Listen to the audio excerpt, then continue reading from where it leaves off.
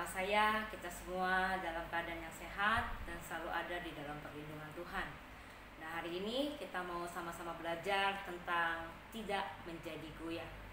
Tidak menjadi goyah di dalam iman kita, di dalam kepercayaan kita, di dalam keyakinan kita kepada Tuhan. Nah, kenapa ini sangat penting? Karena kadangkala di tengah-tengah masalah, tantangan, atau pergumulan yang datang bertubi-tubi di dalam kehidupan kita, atau ketika kita mengalami kesulitan di dalam keuangan, kita mengalami sakit penyakit yang tidak kunjung sembuh, atau kita juga mengalami di mana doa-doa kita sepertinya belum dijawab oleh Tuhan.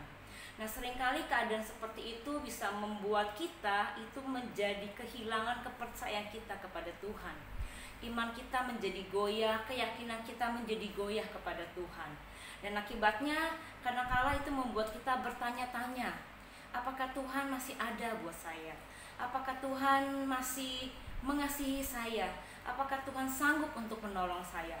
Nah, karena itu Bapak Ibu Saudara, hari ini kita mau belajar dari satu tokoh firman Tuhan, yaitu Abraham, di mana dia belajar untuk tetap mempercayai Tuhan di tengah-tengah situasi yang mustahil bagi dia dan Sarah.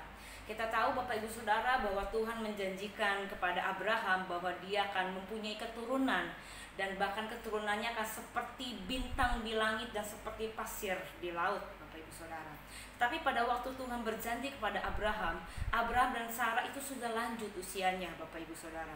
Bahkan dikatakan bahwa Sarah sudah mati haid, sehingga sepertinya itu tidak mungkin terjadi bagi Abraham. Tetapi Bapak Ibu Saudara, firman Allah mencatat bahwa di tengah-tengah keadaan Abraham dan Sarah yang sepertinya memang, bukan sepertinya Bapak Ibu Saudara, tapi memang secara manusia itu tidak mungkin Bapak Ibu Saudara. Tidak mungkin atau mustahil bagi mereka untuk punya keturunan. Tapi firman Allah mencatat Abraham tidak menjadi goyah. Abraham tidak menjadi bimbang kepercayaannya kepada Tuhan. Dia tetap memilih untuk percaya kepada Tuhan.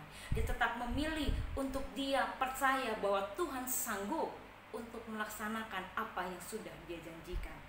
Dan kita tahu Bapak Ibu Saudara, akibat dari kepercayaannya kepada Tuhan, akibat dari Abraham dan Sarah tidak goyah imannya kepada Tuhan, maka Tuhan mengaruniakan Ishak lewat Sarah, Bapak Ibu Saudara.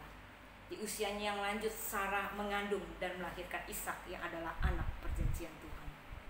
Nah, Bapak Ibu Saudara, dari sini kita belajar Bapak Ibu Saudara, bahwa ketika situasi sulit itu terjadi di dalam kehidupan kita, ketika situasi yang tidak enak terjadi di dalam kehidupan kita, maka yang bisa kita pelajari dari kisah Abraham, Bapak Ibu Saudara, janganlah kita lihat kepada sekeliling kita.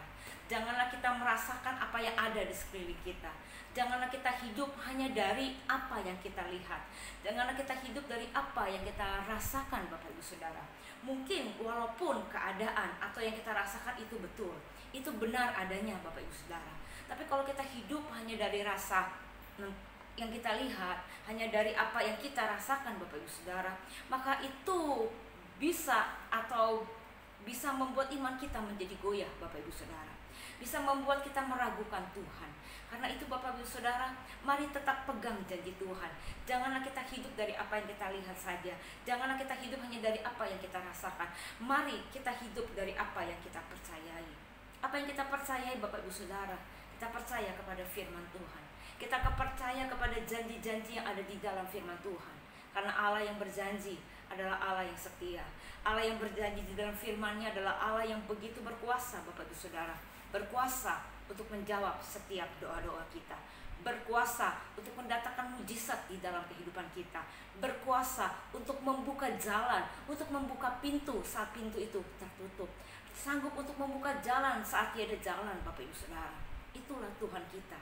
Tapi satu yang Tuhan minta, untuk kita tetap percaya, untuk kita tidak menjadi goyah, untuk kita tidak menjadi bimbang, tapi tetap percaya kepada Dia, tetap menantikan Tuhan, tetap berharap kepada Tuhan. Karena firman Allah berkata, pengharapan kita di dalam Kristus itu tidak pernah sia-sia, Bapak Ibu Saudara. Tuhan punya waktu yang terbaik, kapan Dia menjawab doa kita. Tuhan punya waktu yang terbaik, kapan Dia mendatangkan mujizat di dalam kita. Karena itu Bapak Ibu Saudara, tetaplah percaya, jangan bimbang, jangan goyah, sampai kemuliaan itu nyata di dalam kehidupan kita. Tuhan Yesus memberkati kita semua.